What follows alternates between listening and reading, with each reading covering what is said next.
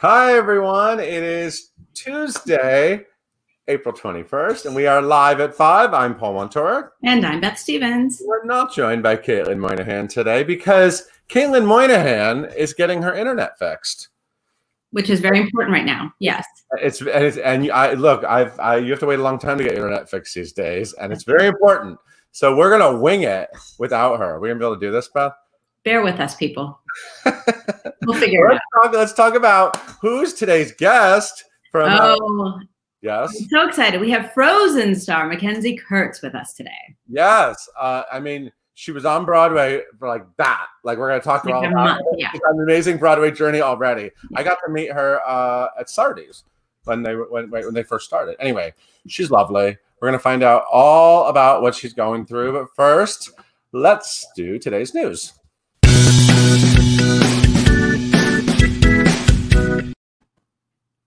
Well, we have quite a lineup. Man, I've been keeping this a secret for a while, so it's so good to have it out in the open. All right, let's break it down. We have a jaw-dropping lineup of stars. Thank you for using my adjective. It's a really good adjective because literally when you told me about it, my jaw was on the floor. To salute Stephen Sondheim, his birthday was March 22nd. Is that correct? 1st, I don't know, whenever his birthday was. He turned 90. It was on the night. It was on the same day as the Rosie O'Donnell. 22nd, yeah, I think. Yeah. So, anybody and everybody who has ever been in a Sondheim show, all the stars are aligning for this important 50th anniversary of Sondheim's company. And right. That's like a beautiful coincidence about this. It's gorgeous because it's hosted by Raul Esparza, who appeared in the last Broadway revival of Company. And this features musical direction by Mary Mitchell Campbell. And it is called Take Me to the World, a Sondheim 90th birthday celebration. And if you were around 10 years ago, you know we celebrated his 80th birthday for like 6 years. So very important.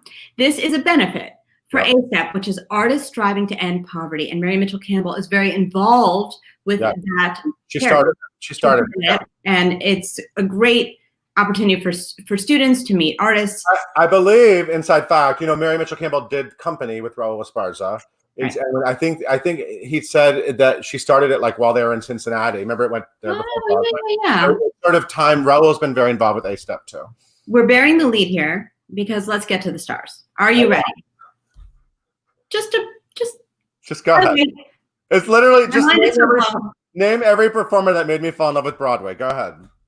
And everything. Meryl Streep, Bernadette Peters, Patti LuPone. Happy birthday, Patti, by the way. Yes. Mandy Patinkin, Audra McDonald, Christine Baranski, Donna Murphy, Kristen Chenoweth, Sutton Foster, Brian Stokes Mitchell, Kelly O'Hara, Aaron Tveit, Maria Friedman, Katrina Lenk, who's appearing in the currently on hold revival of Company, Michael Cerveris, Brandon Uranowitz, Elizabeth Stanley, Chip Zien, Alexander Gemignani, Ian Armitage, Stephen Schwartz, the cast of Pacific Overtures from Classic Stage Company. I mean, right? Okay. Wait, and that's not even it because there's actually a lot more people involved. More to come. That's just the start. That's the appetizer. Let's get to the details. Streaming live right here on Broadway.com. Wherever you're watching this is where you will see it. Yeah. It's Sunday, April 26th, this Sunday at 8 o'clock Eastern Time. Mm-hmm. There will be performances. There will be singing. All those people, by the way, are singing. This is not one of those benefits where they say like a big fancy person's going to be there and they just come on for a second and go, hey. They're all doing like iconic Sondheim numbers. This is so big. You don't even know. This is going to live on. This is exciting. I'm excited. We're excited. And so join us on Sunday. And we've been talking about it for too long. What else is happening? Okay. So this is my story. This is what is this a photo of? The photo is of Soft Power. That's Soft Power because Drama Desk nominations came out, and let's see, how did Soft Power do? It did really well, and 11. So it's interesting. The Drama Desk did kind of what they do, and they didn't honor much Broadway. But it's a lot of off-Broadway and a lot of... The Drama Desk honors Broadway, off-Broadway, and off-Broadway. And those people see a lot of theater. They have a lot to consider for each my God, I know. So Soft Power by David Henry Hwang and Janine Tesori got 11 nominations. The cast album just came out of that, by the way. I really like that show. Ross Golan's The Wrong Man got 9. What else? see. Oh, other than the last shows were not eligible. Right. Just go on the site, look at the list. Oh, and Raul Esparza got nominated, who we're working on for the Sondheim celebration. So For Seared, which was so good. Okay. It's a good performance. Anyway, it's a huge list of talented people. Go check it out. Well, we are all about our live streams lately, as is everyone, and also all about benefits. And last Sunday's performance, which was gorgeous, if I do say so, by Michael Urie, of Jonathan Toland's Buyer and Seller, raised over $200,000 for the Broadway Cares Equity Fights AIDS COVID Emergency Relief Fund or Assistance Fund. So that's wonderful. Yeah. And if you haven't seen it, you have until tomorrow night to see it on the Broadway.com YouTube channel. Yep, you could still watch it. It was such a hit that they let it live longer. You know, I mean, you can still donate. You know, you can still donate, and it. You know, I've watched it twice, and I might have to watch it one more time. It's really good. Michael Urie turned his living room into a set and went down into Barbra Streisand's basement. Yeah, it was good. Yeah. Okay, Beth. I didn't want to get to this story. No me diga. That's all I ever say. No me diga. You do. It's true. My favorite line from In the Heights. So the In the Heights film, we knew it was delayed. It was supposed to come out very soon. I was counting down the days. And it's been delayed till next summer, which is a little hard to take. But I understand how it's a summer release. Yeah. And I just want it to do well. So I want people to be very comfortable gathering with their friends and going and cheering on Usnavi and all his friends. So this is now happening June 18th, 2021. So it's like a year long delay. And of course, this happened because the COVID-19 pandemic, it got in the way of them finishing the movie. And then obviously, Hollywood is sort of in disarray, just like, Broadway's trying to figure things out, and so is Hollywood. So it's fine. It's going to be fine. I still have my Broadway cast album to get me through. Watch the trailer, everyone. It's so good. We have to wait a little longer. I can't memorize that trailer anymore. What else? Oh, well, you know what? This will make you feel better because this is happening. Ben Platt, who we love, Tony winner Ben Platt, is airing his concert special. So this was done at Radio City Music Hall, I believe. And it was done in, it took place in September, but now it's coming out on May 20th, so we can catch that. And of course, he's working on that Merrily film. That's going to take 20 years. And he was in the Ryan Murphy Netflix series, The Politician. So there are a lot of ways to catch Ben Platt coming on up. That Merrily movie is literally taking 20 years. No, I'm not kidding. No, you're not joking, right? Yeah, no. I know. It's crazy. It's a crazy project. By the way, who wrote Merrily Roll Along? That's a good question. That's right. Maybe there'll be some Merrily at the concert. You never know. I hope so. I love that. Okay. I know you love it. I love it. Okay, Beth. I'm going to slide out for a minute. I'm going to take a little break. Tell everyone about today's guest. Okay, we are here with McKenzie Kurtz, who is making her Broadway debut as Princess Anna in Frozen, and she just graduated from the University of Michigan in 2019. She's a newly minted person from the Michigan Mafia. Follow her on her social media at McKenzie Kurtz and leave all your questions in the comments below. And please welcome Paul and McKenzie. Hi, McKenzie. How you doing? Hi, Paul. I'm good. How are you? I'm good. Where are you? What's going on? I am home. I'm home in Alpharetta, Georgia, staying with my family right now. Oh, okay. One of my really good friends lives there. I didn't know that's where you are. Fun fact. No way. I went to grade school with. Small world. Do you know Heatherly? No. I mean, not that many Heatherlys, but down in Georgia, maybe there are. I don't know. How you doing? So let's talk this through. Sorry, Can you hear me? Okay. So yeah, I got you. Let's talk this through. I met you not that long ago. I met you at Sardi's. You were just starting your amazing Broadway run as Anna in Frozen with Sierra Renee as your sister Elsa.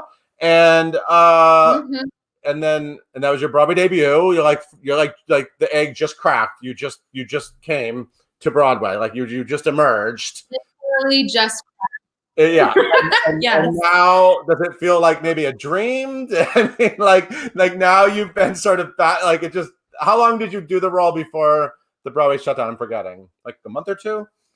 I got I think it was 27 shows, I want to say. So yeah, I've been waking up in a cold sweat at night being like, did this happen? No, but yeah, what we did have and we got to do was incredible. It was insanity. So yeah, and it'll be back, and it'll be back, and you'll be back, and you'll be a Disney princess again.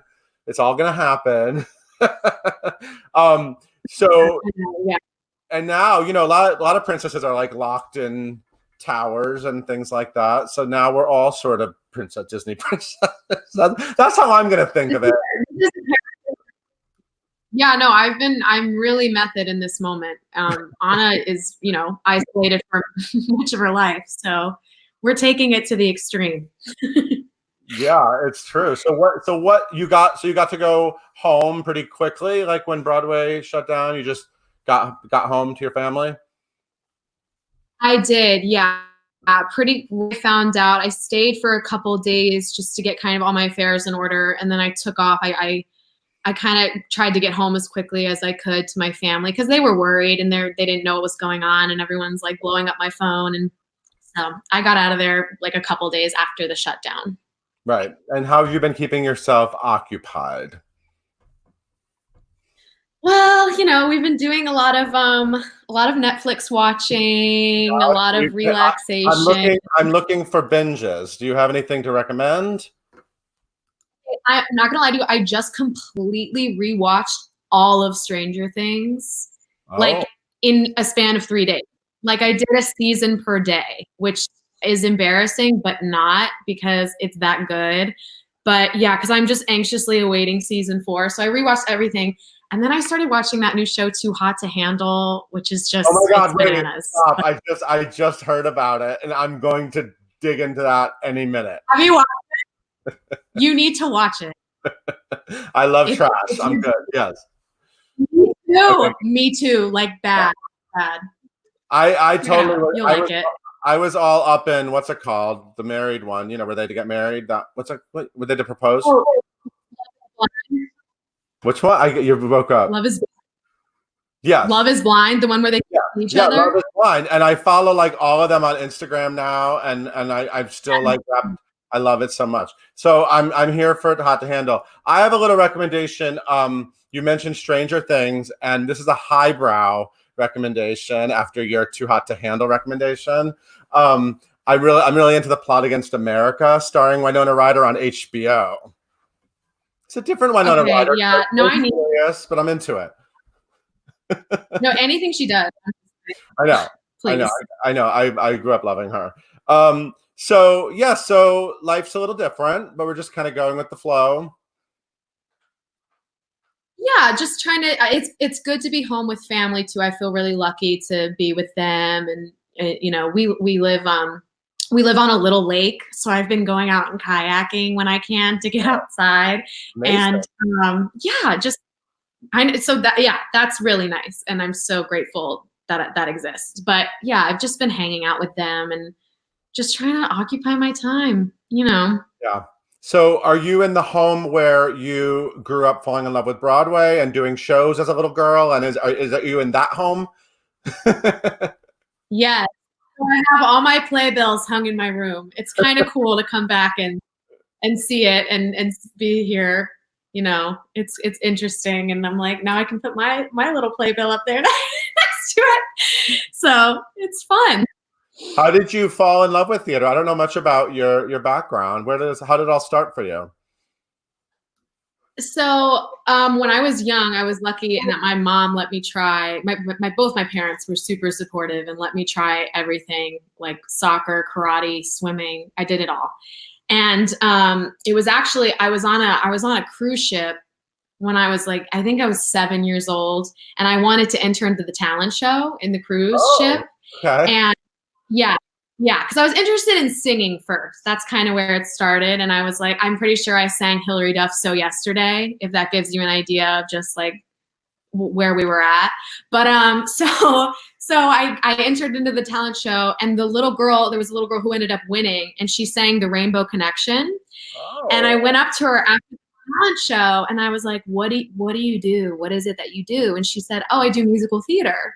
And so I went up to my mom and I was like, Mom, I have to do this so I can win the cruise.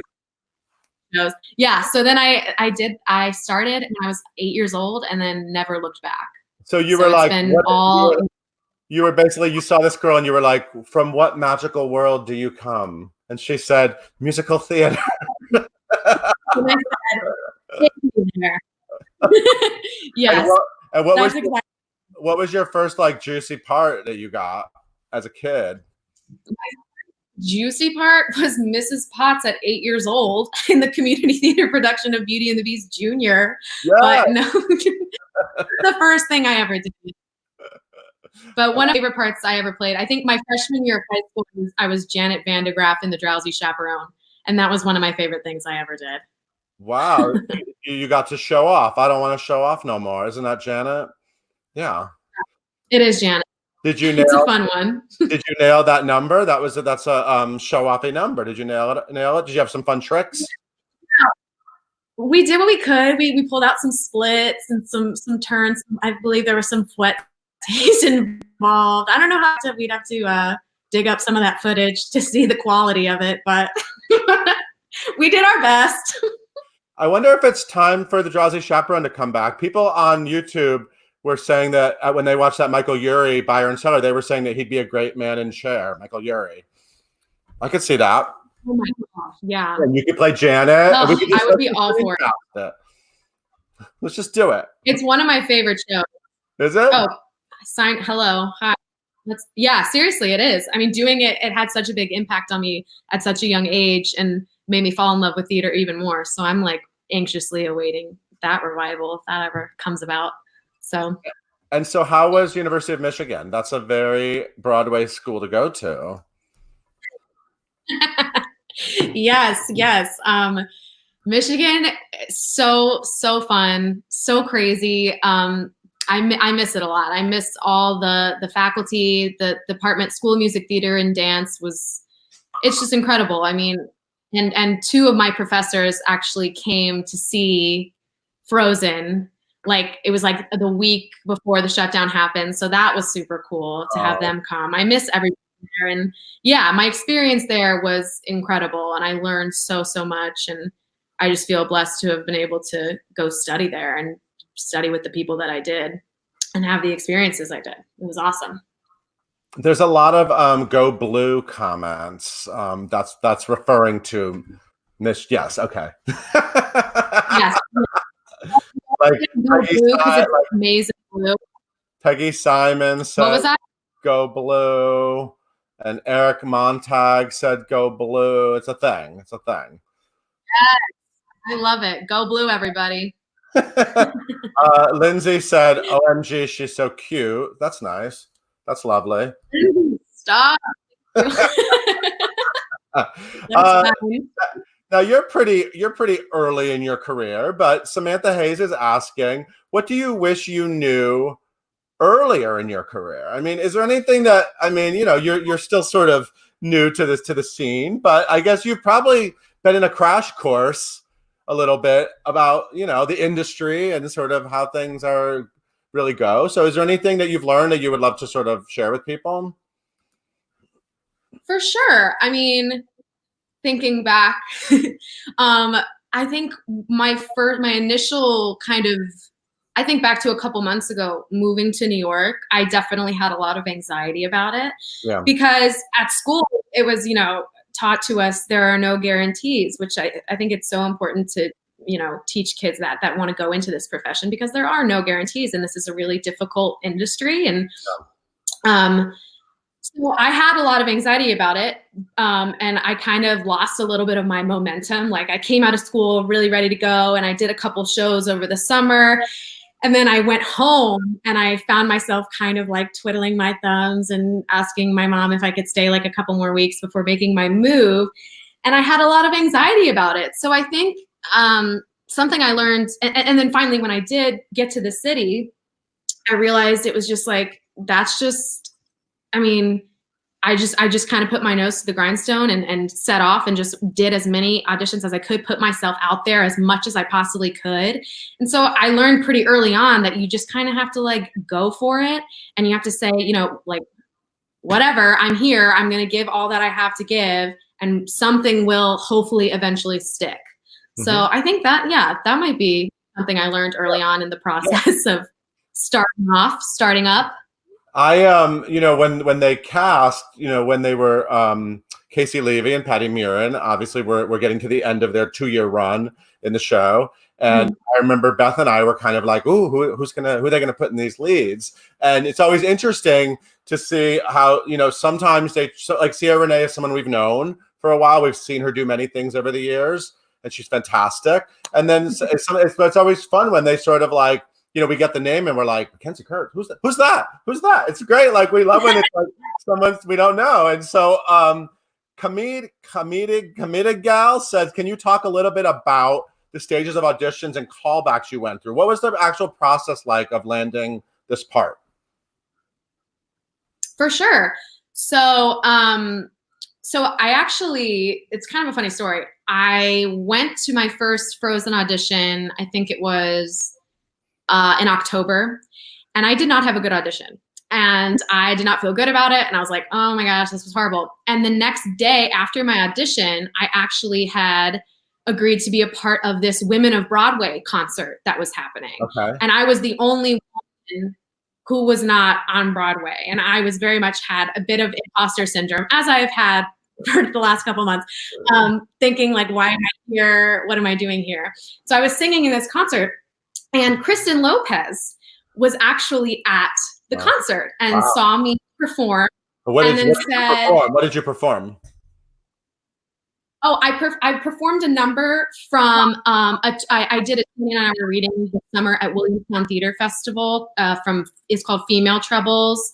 Okay. It's Amanda Green, Curtis Lepore. It's a great musical. So we were performing a number from that. Me and Amber were performing. And so then Kristen saw me, and then she said, like, who is this girl? She should come in for Anna. So I got a second chance. And again, that goes back to like just putting myself out there and agree. Like, if I hadn't said yes to singing in that concert, that would have never happened. Like, I wouldn't be where I am. So I'm so grateful that it did. And I went back in, and I think I went in 2 more times before it was the final callback. And then that's when they brought in Sierra, who had already been cast. And then I read with her, and then I found out that same day that I had gotten the part, and that was in November. So it all happened kind of in the span of a month, which was pretty crazy. It was a whirlwind. Caitlin Moynihan, who normally is our co-host here, she has a question because she's watching. Hi, Caitlin. What was it like seeing yourself? What was it like seeing yourself as Princess Anna for the first time? Oh my gosh, it was so emotional. I cried. I was a mess. I mean, we have like the costume fittings, and every time I would go, it was getting closer and closer to the finished product of this like gorgeous ball gown. But then I think it was the promo shoot where I saw myself like in the wig with the red hair and the dress. And it was the first time for all of us too coming on to the show. It was me, Sierra, and Ryan. And it was so cool. It was just so surreal. I was like, oh, there she is. That's so cool.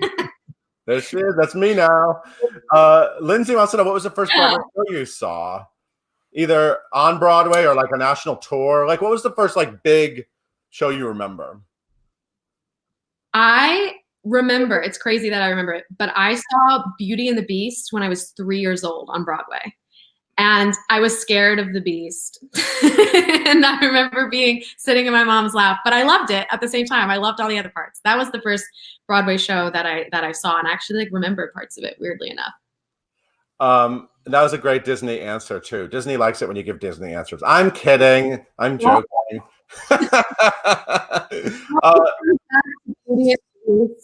Samantha Hayes says that she's playing Janet right now in the Drowsy Chaperone. I don't know where that show is happening. I'm playing the man in chair in my bedroom every night. So everyone's doing a show now. For it. Yeah, I do all his monologues just to myself in my room. It's fine. Cynthia Cindy Cohn says she saw you the last night before the shutdown. You were awesome as Anna. I loved your expressions.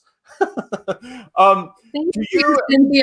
I feel like it's a good jump into how the Broadway show of Frozen really did like take that movie and sort of add all these layers. And it's so, and actually didn't the show, there's now, you guys got to premiere like adjustments to the show, right? Didn't you added the song, and yeah, there's like it changed a little bit. The show is kind of like always developing and always sort of getting deeper. And then it's so funny because then Frozen 2 got so much deeper with these characters too. So it's like, it's so fascinating when you can see sort of the evolution of a character when it goes from animation to human on stage. And what's it like for you to sort of dig into her and the stage version of Anna? Well, I mean, the first time I saw the movie, I like fell in love. And I have a little sister who's my best friend. So we saw it together and cried, and I was obsessed. So I've been truly obsessed with it from the beginning. And so to be able to play this part that so many people love and so many people connect to, the amount of messages I get all the time saying like, how much people just relate to Anna's story and how she feels about love and trusting in someone who necessarily maybe doesn't deserve her trust.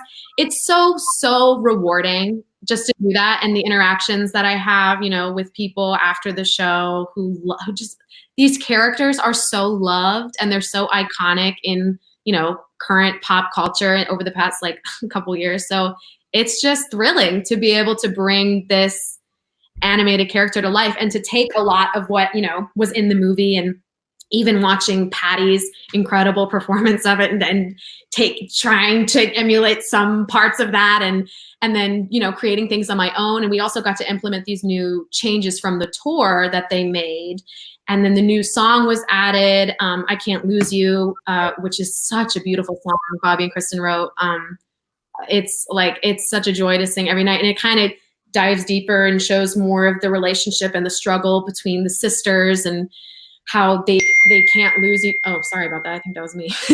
And how they can't, lose each other, but I want to be near each other at the same time. And it's just a struggle of like love. And there's some really deep stuff and people like adults come up and talk about how much they can relate. And there's really something in it for everyone. So it's just really cool to be able to do that every night.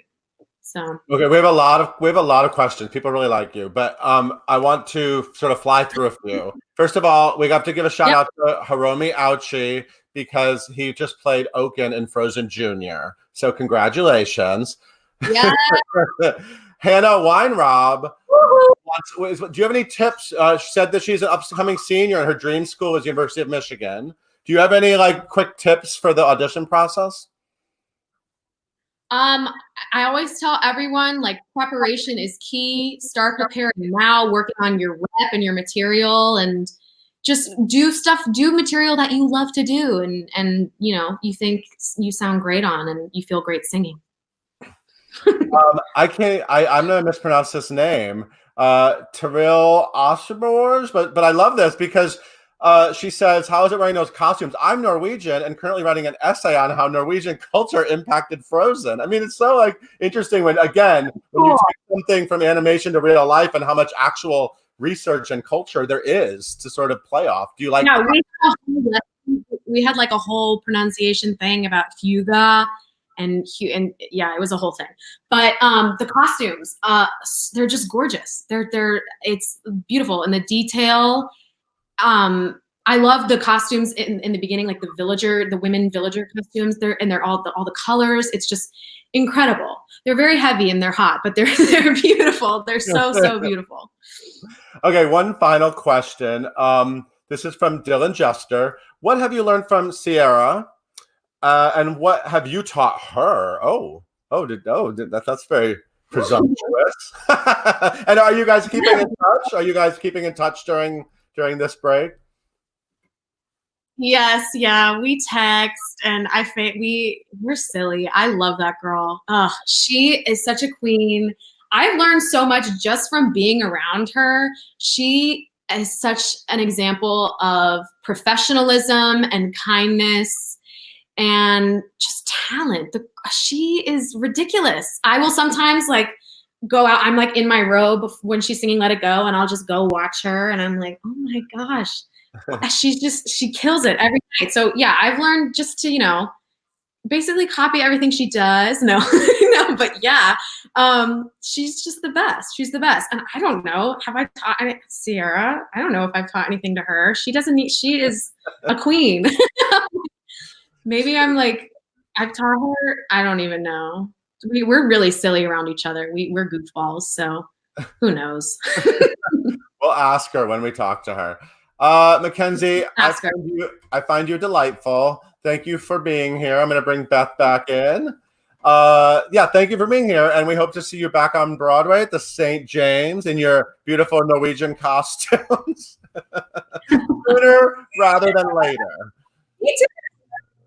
Thank you so much, you guys. This was so fun. Awesome. We'll see you soon.